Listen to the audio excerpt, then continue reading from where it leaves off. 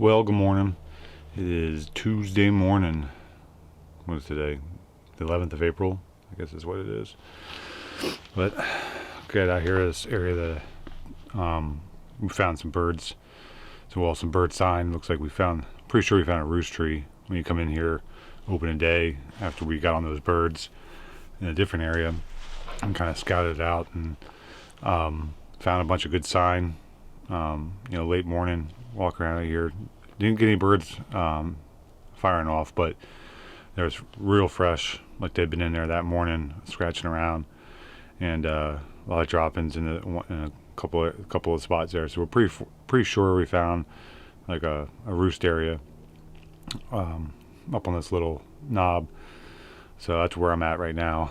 Is gonna head into there and see if I can't get on a bird. It's still way early. I've got close to an hour until shoot time. So here in a little bit, I'll probably creep in towards that area and see if anything is in there. So we'll see. I wasn't able to get out yesterday. Had to go do dad stuff, which was fun. Took my daughter and her friend and cruising around doing some stuff. But yeah, so I'll get in here this morning, see what we see. But opening morning was fun. I mean, we didn't see any birds, but we were on birds, and just didn't. They were over a ways and from where we were. A couple that were a little bit closer, but they weren't in our area, so we really couldn't put like a play on them. We had to move in on them.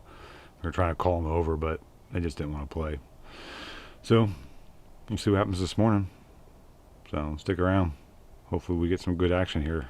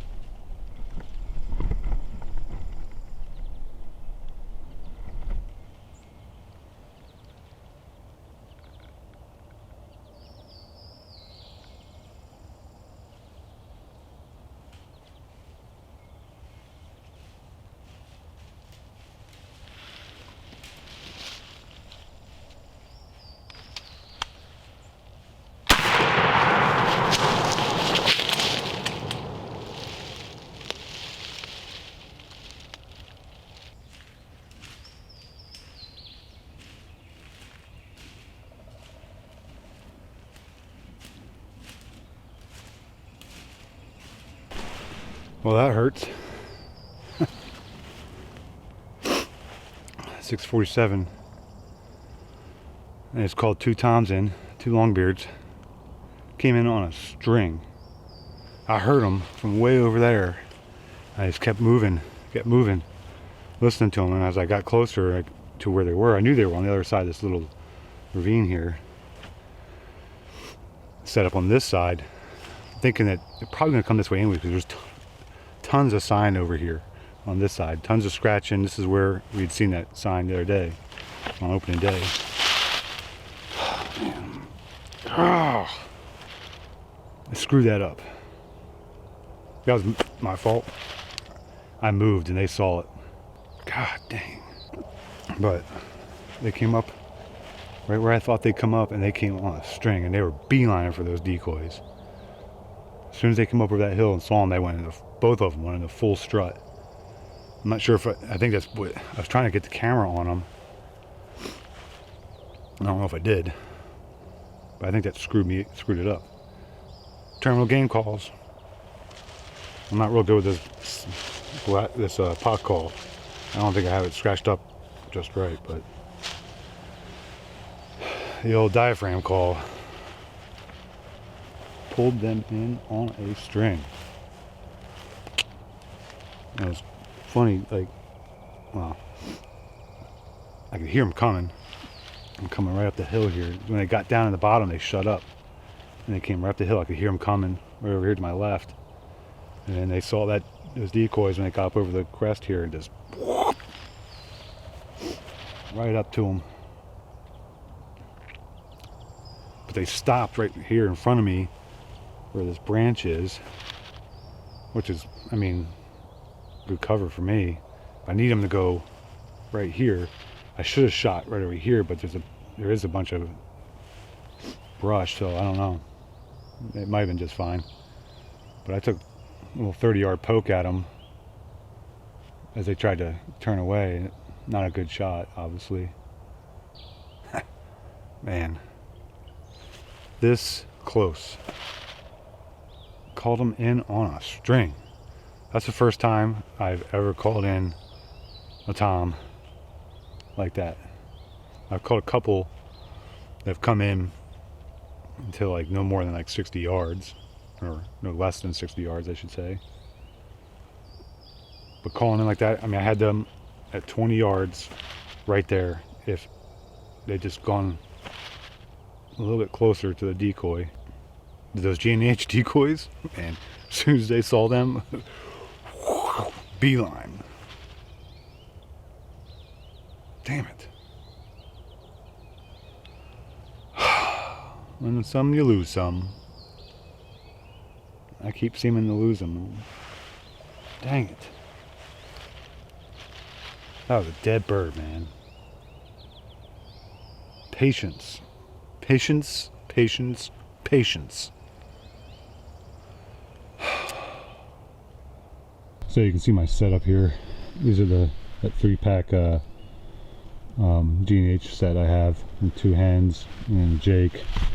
So I set up on this old little, looks like an old logging trail of some sort, Jeep trail. But right there, that pine, you can see my cami net and my shotgun on the tree right there, 20 yards. And those 2 toms were like right here in front of this two pines. So I've got, you can see that there's that big right here, there's a big branch kind of hanging down right here. There's a bunch of brush right here, which I was using as a screen. They came right up over here by this is down log right here. They came right up on that side, from that side over there, right about in here. And man, they just beelined it right over here. As soon as they saw those decoys, they went to full strut and then ran over. But I'm pretty sure they're roosted over here on this point. I marked it on my Onyx. They came right down. I heard them, you know, gobbling the whole way. But then they shut up, I'm pretty sure, at the bottom, and I could hear them coming up this hill here. And they got quiet when they came up the hill. But yeah, how it goes. Just irritated with myself. because I screwed that up. Text Chris and he gave me a hard time because I'm always telling him don't move, don't move, don't move. And what do? I move. And man, they stuck their heads up. I knew right away I screwed up. I had no shot because all this brushy stuff right here was in the way. And man, they had big old blue heads and they were mad. They were ready to fight. But yeah, decoys did their job. Terminal game calls did their job.